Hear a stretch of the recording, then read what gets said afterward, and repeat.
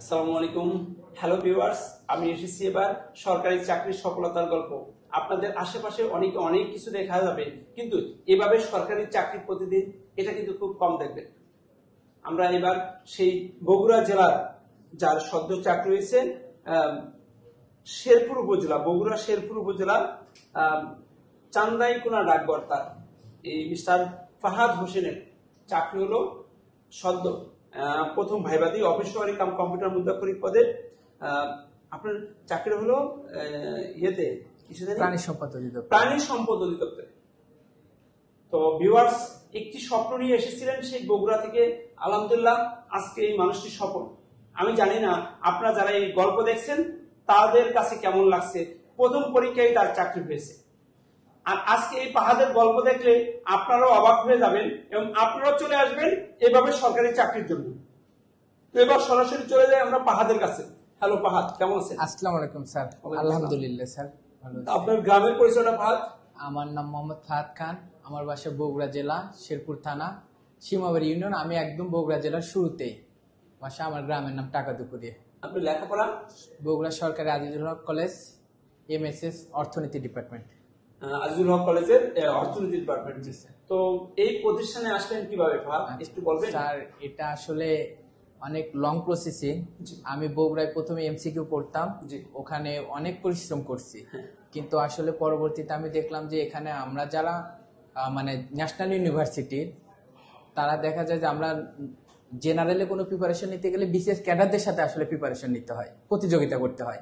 যে তারা হয়তো দেখে যে একটা চাকরি নিশ্চয়তার জন্য একটা ছোট চাকরি নিয়ে নেবে, তখন আমরা ওখানে যাই, দেখা যায় ফেলার হই। তখন আমি ঢাকায় আসলাম। ঢাকায় এসে আমি মিরপুর কিছুদিন লাইব্রেরি ইউজ করছি।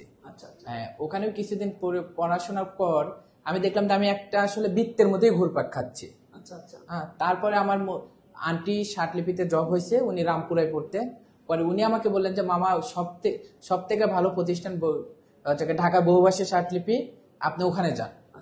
এবং আমি কোনো সিদ্ধান্ত নিই না, আমি 1 ঘন্টার মধ্যে সিদ্ধান্ত নিয়ে স্যার এখানে চলে আসছি এবং ভর্তি হয়েছি। ওই কথা শুনে, আন্টির কথা শুনে। তবে আমি একটা কথা বলবো স্যার, আসলে যারা আসলে চাকরির প্রয়োজন তাদের আমি মনে করি আমার মতো একটা সাহসী সিদ্ধান্ত নিতে হবে এবং 1 ঘন্টার মধ্যে সিদ্ধান্ত নিতে হবে। কত লক্ষ টাকা লাগছে আপনি চাকরি পেতে? আমার 100 টাকা লাগছে ব্যাংক ড্রাফট করতে।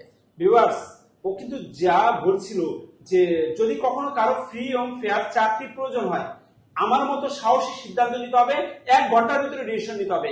আপনারা যারা এখন এই গল্প দেখছেন তারা 1 ঘন্টায় অবশ্যই এই ফাহাদের গল্প থেকে ডিসিশন নেবেন। সরকারি চাকরি ফ্রি এবং ফেয়ার 100 টাকা চাচ্ছেন কিনা। ফাহাদের কথাগুলো অনেক ভারী কথা বলতেছে ফাহাদ। জি ফাহাদ, তারপরে? স্যার, আমি আর একটা কথা বলবো, সেটা হলো যে আমি অভিভাবকদের বলবো যে আপনারা প্রতিষ্ঠানে, তালতলায় অনেক প্রতিষ্ঠান আছে নামে বেনামে, আপনারা শার্টলিপিতে কেন দেবেন, মানে বহুভাষীতে কেন দেবেন? বহুভাষীতে দিবেন এই জন্য, আপনারা হয়তো ভাবতেছেন যে আমার ছেলে বা মেয়ে পড়াশোনা করবে, ঢাকায় থাকবে, তারা আদৌ কোনো নিরাপত্তা আছে কিনা, বা ছেলে মেয়েরা এক জায়গায় পড়বে। আপনারা হয়তো জানেন না, আমাদের বহুভাষীতে ফরিদ স্যারের মতো একজন অভিভাবক আছেন, যিনি আপনাদের ছোট ভাই বোন বা সন্তানদেরকে নিজের সন্তান বা ছোট ভাই বোন হিসেবেই শাসন করে। আর এখানে যাদের থাকার অনিরাপদ আছে, এখানে বহুভাষীর প্রতিষ্ঠান মানে হোস্টেলও আছে বা বাসাও আছে। এনারা আপনাকে যেমন পড়াশোনার সুযোগ দিচ্ছে, তেমন থাকার এবং আপনার ছেলে মেয়ে যাতে সঠিক পথে চালিত হয়, এই জন্য আমাদের ফরিদ স্যার আছেন 24 ঘন্টা। আমাদের এখানে আলম ভাই আছে, আর কম্পিউটার হাতে কলমে। অন্য প্রতিষ্ঠান আছে যে ভর্তি করে ছেড়ে দিয়ে রাখে, এখানে আমাদের নিশাদ স্যার আছেন যিনি কম্পিউটার 24 ঘন্টায় আপনাকে সার্ভিস দেবে। এই জন্য আমি বলবো যে আপনারা বহুভাষীতে আসেন এবং এটাই অ্যাপ্রোপ্রিয়েট। এখানে আসলে আমি মনে করি যে আমার মতো আপনি আসলে একটা নিশ্চিত একটা চাকরি পাবেন। আপনার প্রথম এই চাকরির খবরটা প্রথম কাকে দিয়েছেন? আমি প্রথম খবর স্যার আপনাকে দিয়েছি, কারণ অনেক রাত্রে হয়েছে, আমি বাসায় ফোন করছি, রিসিভ করেনি। তারপরে আমি আপনাকে কল করছি। তারপরে কাকে জানাইছেন? আপনাকে প্রথম বাসায় রিসিভ না করলে আমি আপনাকে জানাইছি। তারপরে আমি দেখলাম যে বাসায় যেহেতু রিসিভ করলো না, আমি তাহলে আমার ফুডের পরীক্ষা ছিল বগুড়ায়, পরের দিনে আমি দেখলাম তাহলে আব্বু আম্মুকে আমি ডিরেক্ট গিয়ে সরাসরি বলবো। আমি ওনাকে সরাসরি বলছি। ওখানেও একটা হিস্ট্রি আছে স্যার, আমার আম্মু একটু অসুস্থ, তো ওখানে যখন কথা বলতেছি তারা আসলে আমার চাকরি নিয়ে আসলে চিন্তায়। রাত অনেক বাজে, আমি তাও বলি না, আমি 7টার সময় বাসায় গেছি, রাত 10টা-11টা বাজে। তো তারা বলতেছে আসলে চাকরি নিয়ে কথা হচ্ছে, তা আমি বলতেছি এরকম তো হচ্ছে না, আমি শুধু নেগেটিভ রিভিউ দিচ্ছি। তা এখন আব্বু বলতেছে তোমার আম্মু অসুস্থ, একটু চাকরি নাও, তোমার টেনশনে অসুস্থ হয়ে পড়লো। তা আমি ওর বলতেছি আমি চাকরি পেলে কি আম্মু সুস্থ হবে? তা আব্বু বলতেছে তুমি এখন চাকরি পেলে এখনই সুস্থ হবে। তা আমি বলতেছি আমি এখনই চাকরি পাইছি, আম্মু তাহলে সুস্থ হোক। তারপর আম্মু কান্না করে ফেলছে। ইনশাল্লাহ আমার আম্মু যতটাই অসুস্থ ছিল উনি সম্পূর্ণ সুস্থ হয়ে গেছে। কেউ বলতেছে না যে উনি অসুস্থ, সবাই বলতেছে ঠিক হয়ে গেছে। ভিউয়ার্স, আমি অনেকগুলো লাইভ নিয়েছি, অনেকগুলো মানুষের জীবনের গল্প বলেছি, অনেকগুলো পরিবারের কথা বলেছিলাম, কিন্তু আজকে এই পাহাদের গল্প শুনে আমার নিজেও অনেক চেঞ্জ, যে সে বাবা মাকে কিভাবে সারপ্রাইজ দিল। সারাদিন বললো না, সরাসরি যা বাবা মাকে খবর বললো যে আমার চাকরি হয়েছে, যে বাবা বলছে তোমার চাকরি নিয়ে মা অসুস্থ হয়ে যাচ্ছে টেনশনে, আর সেখানে বলছে যে তার চাকরি হলে কি সুস্থ হয়ে যাবে, সেই বলছে হ্যাঁ, তখনই ছেলে বললো যে হ্যাঁ আমার চাকরি হয়েছে, আলহামদুলিল্লাহ মা সুস্থ হয়ে গেছে। এটা আপনাদের জন্য অনেক বড় মেসেজ।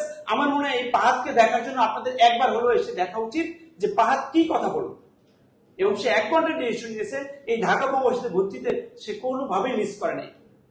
তাহলে ডিসিশন আপনার, চাকরি করবেন কি করবেন না, এবং মেধায় চাকরি নিবেন কি নিবেন না। যদি হয় বলছে ঢাকা বহুবাসীর বিকল্প কিছু নাই, যেটা পাহাড় বলছিল। পাহাড় কত মাস লাগছে আপনি এই চাকরি পেতে? আমি জানুয়ারি 20 তারিখে ভর্তি হয়েছি স্যার। তাহলে কত মাস হলো? ফেব্রুয়ারি থেকে ধরেন তাহলে February, March, April, May, June, July, August, September, October. October এখন চলছে 8 মাস।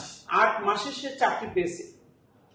তো বর্তমান যুগে আমি মনে করি যে তার বাবা মা এই প্রতিষ্ঠানের প্রতি অনেক খুশি, এবং এটা নিয়ে মানে তার আমাদের প্রতি অনেক দোয়া, সে অবশ্যই দোয়া করবে। অবশ্যই স্যার।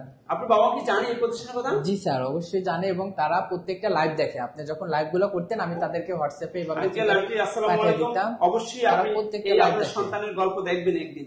তবে আপনারা যদি কখনো ঢাকা আসেন, আমার এই প্রতিষ্ঠানে আসবেন, একবার এসে দেখে যাবেন আপনার সন্তান কোথায় থেকে চাকরি পেয়েছে এই প্রশিক্ষণ নিয়ে। জি পাহাড়, আর কি বলবেন? যারা তবে স্যার আমি একটা কথা বলি, এক সময় মনে হতো যে 20তম গ্রেড হলেও আমার একটা চাকরি প্রয়োজন। তবে আমি কখনো হতাশ হইনি, কারণ হলো বহুভাষীতে যখন আমি নিজেকে একজন বহুভাষিয়ান হিসেবে মনে করা শুরু করলাম, যে বহুভাষী বৃহৎ পরিবারের আমি একজন ক্ষুদ্র সদস্য, তখন আমি নিশ্চিত হলাম যে আমি একটা জব পাবোই।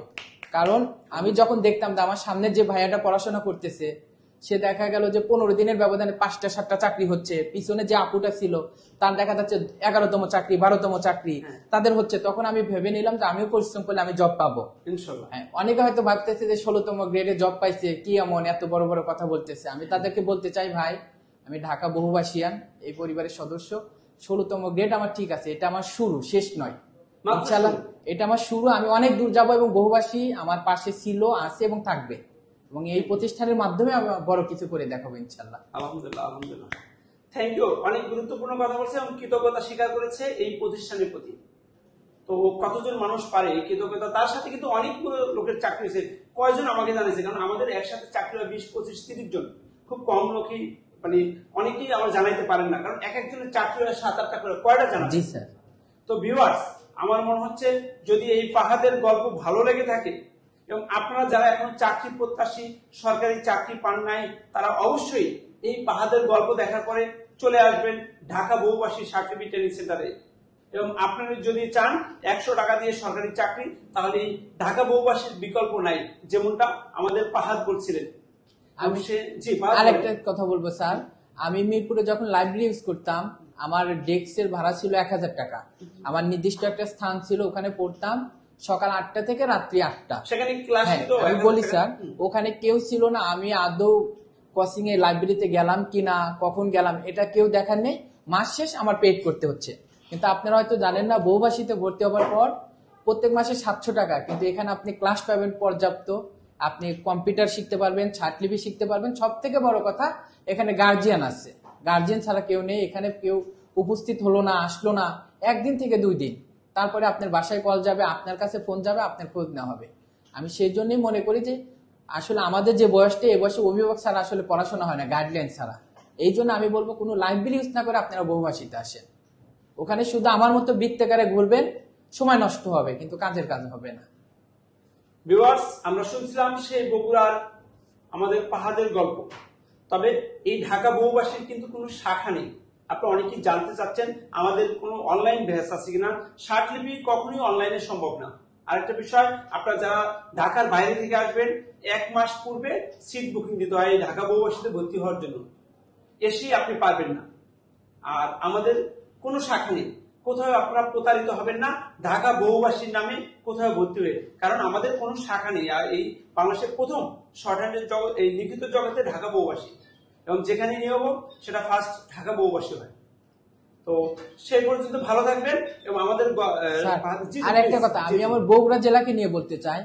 আমার বগুড়া জেলা হয়তো অনেকেই বলে বড় বড় কথা যে আমরা পরবর্তীতে নেতৃত্ব দেব দেশের, বা বগুড়া জেলা উত্তরবঙ্গের রাজধানী। আমি ঢাকায় এসে একটা জিনিস বুঝলাম, আমরা কখনোই গ্যারান্টি দিয়ে চ্যালেঞ্জ করে বলতে পারি না যে এই মন্ত্রণালয়ে আমাদের বগুড়ার কোনো লোক আছে, অন্যান্য মন্ত্রণালয় আছে। আমাদের বগুড়া অনেক পিছিয়ে আছে। আমি বগুড়ার যারা ভাই বোনরা আছে আমি তাদেরকে বলতে চাই, আপনারা একদিন ঢাকায় আসেন, আপনার থাকা খাওয়ার সম্পূর্ণ ব্যবস্থা আমি করবো। আমি আপনার বগুড়ার ভাই হিসেবে আপনারা আমার কাছে থাকবেন, প্রতিষ্ঠানটা দেখেন, তারপরে আপনারা সিদ্ধান্ত নেন। কারণ আমার বগুড়া অনেক পিছিয়ে আছে এই ক্ষেত্রে। আমি বগুড়ার সবাইকে আহ্বান করবো আপনারা আমার সাথে যোগাযোগ করে আসেন, আমি আপনার থাকা খাওয়ার ব্যবস্থা করবো। আপনারা সারাদিন এখানে থেকে প্রতিষ্ঠানটা স্বচক্ষে দেখেন, তারপরে সিদ্ধান্ত নেন। হ্যালো বগুড়াবাসী, আপনাদের জন্য আমি বলবো একজন নিবেদিত প্রাণ।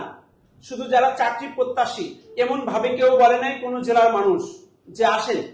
তাহলে এই মানুষটি বলছে যে আপনারা যেখানে থাকেন বগুড়া জেলার বিশেষ করে আপনাদের একদিন আসেন, দেখেন, সে থাকা খাওয়ার ব্যবস্থা করে দিবে।